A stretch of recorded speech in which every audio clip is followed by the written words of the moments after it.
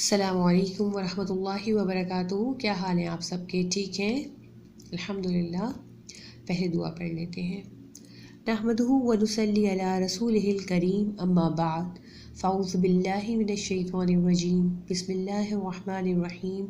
رب اشرح لی صدری ویسر لی امری واحلل عقدۃ من لسانی یفقہوا قولی۔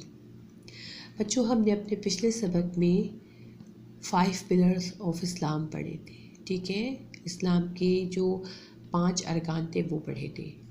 آج ہم ایمان کے کتنے ارکان ہیں یہ پڑھیں گے، ٹھیک ہے؟ ایمان کے کتنے ارکان ہیں؟ ایمان کے 6 ارکان ہیں۔ ان کو ہم نے یاد کرنا ہے، اس لیے بہت اچھے طریقے سے آپ نے غور سے پڑھنا ہے انہیں۔ اللہ پر ایمان، فرشتوں پر ایمان، اللہ کی کتابوں پر ایمان، اللہ کے رسولوں پر ایمان، آخرت کے دن پر ایمان، تقدیر کی بھلائی اور برائی پر ایمان۔ 6 ارکان ہیں، ٹھیک ہے؟ ایک بار پھر پڑھیں۔ اللہ پر ایمان، فرشتوں پر ایمان، اللہ کی کتابوں پر ایمان، اللہ کے رسولوں پر ایمان، آخرت کے دن پر ایمان اور تقدیر کی بھلائی اور برائی پر ایمان۔ بچوں، ایمان کسے کہتے ہیں؟ ایمان جو ہے نا وہ دل میں ہوتا ہے۔ جیسے ہم نے پڑھا تھا نا اسلام کے متعلق کہ مکمل فرما برداری ہے، یعنی عمل سے ظاہر ہونا، جیسے نماز، زکوٰۃ اور روزہ، حج، یہ ہمارے تمام عمل تھے نا، لیکن ایمان جو ہے نا وہ دل میں ہوتا ہے۔ اگر ایمان دل میں نہ ہونا تو پھر ہم یہ جو ہم 5 ارکان جو ہم کرتے ہیں نا وہ ہم نہ کر سکیں، ٹھیک ہے؟ تو اس لیے ایمان کا ہونا بہت ضروری ہے، اور ایمان کہاں ہوتا ہے؟ دل میں ہوتا ہے۔ تو اب اس کے لیے ہم نے کیا کیا کہ ہم نے ایک ہارٹ بنایا، اور یہاں ہم نے اس طرح یہ لکھا ہے تمام چیزیں: اللہ پر ایمان، فرشتوں پر ایمان، رسولوں پر ایمان، کتابوں پر ایمان، آخرت پر ایمان اور تقدیر پر ایمان۔ سب سے پہلے ہم پڑھ لیتے ہیں اللہ پر ایمان۔ تو اللہ پر ایمان کیا ہوتا ہے کہ ہمارا ایمان ہو کہ اللہ ایک ہے، ٹھیک ہے؟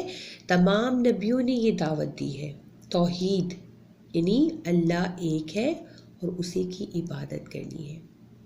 ہم نے یہ بات، یعنی کہ اس بات پر ہمارا ایمان ہونا چاہیے، ٹھیک ہے؟ وہی خالق ہے، مالک ہے اور مدبر ہے، یعنی اس نے ہی ہمیں پیدا کیا ہے، وہی مالک ہے ہر چیز کا ہماری، اور وہ مدبر ہے، یعنی تدبیر کرنے والا ہے ہمارے معاملے کی، ہمیں کس طرح رہنا ہے، ہمیں کیا چیز ملنی ہے، ہمارے لیے کیا اچھا ہے کیا برا ہے، یہ سب اس کو پتہ ہے، اور وہ ہر چیز کو جانتا ہے۔ جو بھی ہم کرتے ہیں نا، کہ اگر ہم کوئی سب کے سامنے کوئی چیز کرتے ہیں تو وہ بھی جانتا ہے، اور چھپ کر بھی اگر ہم کوئی کام کرتے ہیں نا تو اس کو وہ بھی پتہ ہوتا ہے کہ اللہ تعالیٰ ہمیں دیکھ رہا ہوتا ہے اپنی قدرت سے کہ ہم چھپ کے کیا کر رہے ہیں، اور کوئی بھی نیک عمل اگر ہم کرتے ہیں نا تو ہمیں وہ ثواب بھی دیتا ہے، اور اگر ہم کوئی برا کام کرتے ہیں تو پھر یہ ہے کہ اگر ہم اللہ تعالیٰ سے توبہ کر لیں گے تو ہمیں ثواب ملے گا، لیکن اگر ہم اس پر جمے رہیں گے نا تو پھر ہمیں گناہ ملتا ہے، ٹھیک ہے؟ وہی ہمیں روزی دیتا ہے، وہی ہماری ہر چیز کا مالک ہے۔ تو ہم نے یاد رکھنا ہے کہ ہمارا ایمان ہو کہ اللہ ایک ہے اور ہم نے اسی کی عبادت کرنی ہے، اس کے علاوہ کسی کو شریک نہیں کرنا ہے۔ یہ ہم پہلے بھی پڑھ چکے ہیں کہ اللہ کے علاوہ ہم نے اس کے ساتھ کسی کو شریک نہیں کرنا ہے۔ دوسری چیز آ جاتی ہے فرشتوں پر ایمان۔ فرشتے نور سے پیدا کیے گئے ہیں، جس طرح جو جن ہیں وہ آگ سے پیدا کیے گئے ہیں، انسان مٹی سے پیدا ہوئے نا، اسی طریقے سے فرشتے نور سے پیدا کیے گئے ہیں، اور یہی ایمان رکھنا ہے کہ فرشتے بھی اللہ کی مخلوق ہیں اور یہ سب اللہ کی اطاعت کرتے ہیں، یعنی جو اللہ تعالیٰ ان کو حکم دیتے ہیں نا وہ یہ کرتے ہیں، اللہ تعالیٰ کی عبادت بھی کرتے ہیں، اللہ نے ان کے ذمے کچھ کام لگائے ہیں وہ یہ کرتے ہیں، اور پھر اللہ تعالیٰ نے ان میں سے کچھ کے نام بھی دیے ہیں اور ان کو کام بھی ان کے بتائے ہیں نا۔ جیسے ہم نے پڑھا ہے جبرائیل علیہ السلام ہے، میکائیل علیہ السلام ہے، اور پھر نار جہنم کے ہیں خازان مالک علیہ السلام، اور پھر اسرافیل علیہ السلام کے بارے میں پڑھا ہے کہ وہ سور پھینکتے تھے، سور پھونکیں گے، اور جبرائیل علیہ السلام نے ہم نے پڑھا تھا نا کہ وہ وحی لے کے آتے تھے، تو اسرافیل جو ہے وہ سور پھونکیں گے قیامت کے دن. تو اس طریقے سے اور بھی فرشتے ہیں جن کے بارے میں ہمیں بتایا گیا ہے. تو ہم نے فرشتوں پر ایمان لانا ہے. یہ ہمیں نظر نہیں آتے ہیں لیکن ایمان دل میں ہوتا ہے نا, تو بغیر دیکھے ایمان لانا ہے ہمیں. پھر کتابوں پر ایمان. اللہ نے اپنے رسولوں پر کتابیں اتاری ہیں, اس بات پر ہمیں ایمان رکھنا ہے. اور ہم پڑھتے ہیں ہمیشہ سے, چھوٹی کلاس سے پڑھتے آ رہے ہیں ہم کہ 4 کتابیں ہمیں پتہ ہے, توریت, زبور, انجیل, قرآن مجید. اور توریت جو ہے وہ موسیٰ علیہ السلام پر نازل ہوئی ہے, زبور داؤد علیہ السلام پر نازل ہوئی ہے, انجیل عیسیٰ علیہ السلام پر, اور قرآن مجید محمد صلی اللہ علیہ وسلم پر نازل ہوا.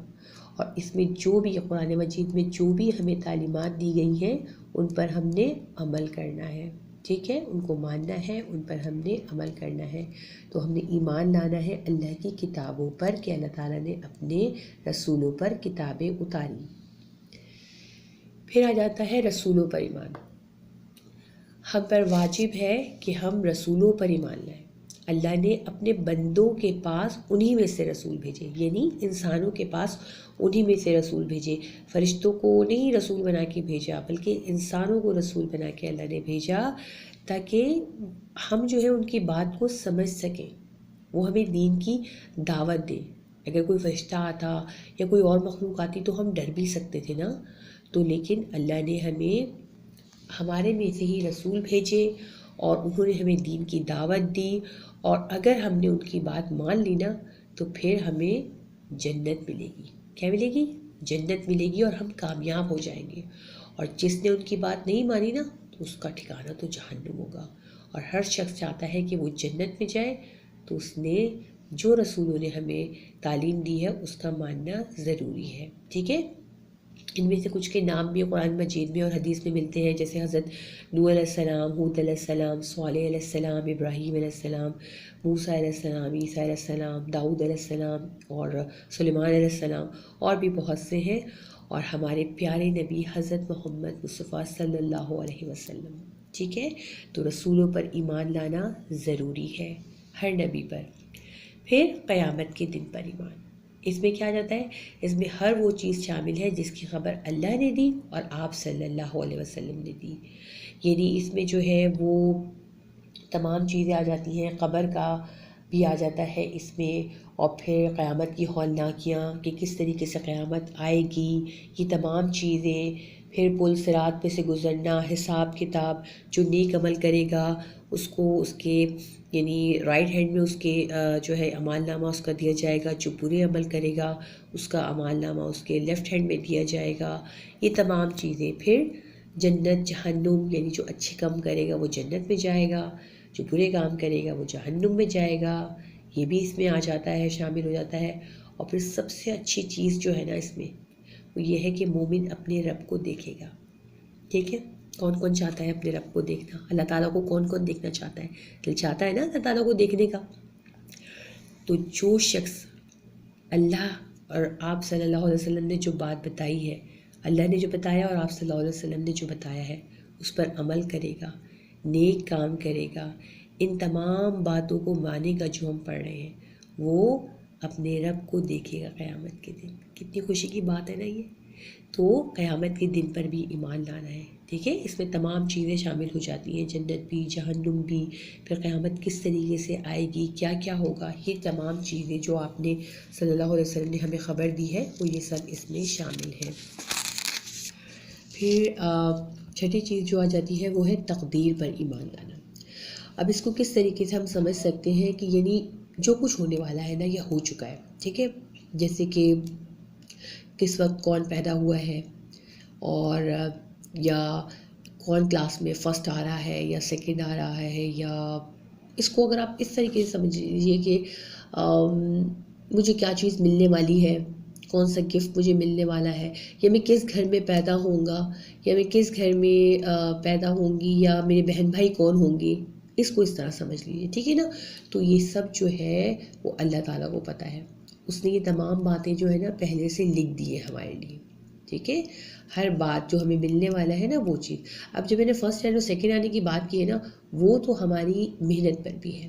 ٹھیک ہے, جتنی ہم محنت کریں گے اللہ تعالیٰ ہمیں ہماری مدد کریں گے اور ہم کامیاب ہوں گے. ٹھیک ہے، تقدیر میں تو ہوگا ہمارے، لیکن ہم نے محنت کرنی ہے تو اللہ تعالیٰ ہمیں کامیابی بھی عطا کریں گے.